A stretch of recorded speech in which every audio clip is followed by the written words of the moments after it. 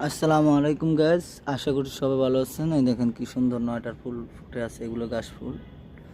এই যে একটা সাদা ফুল, বিভিন্ন প্রজাতির ফুল এগুলো ফুটে আছে, দেখতে খুবই সুন্দর লাগে।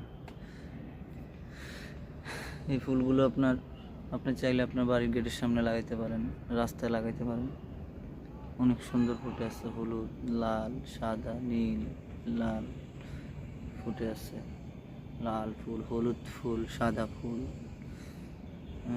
গোলাপি, সাদা,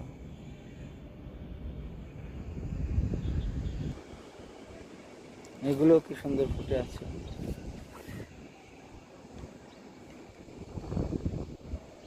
এগুলো ফুল, এগুলো কি সুন্দর ফুল ফুটে আছে, দেখতে পাচ্ছেন। এই যে এখানে একটা মৌমাছিও দেখা যাচ্ছে, উঠতেছে মধু নেওয়ার জন্য। এই যে ঢুকছে, কি সুন্দর দৃশ্য।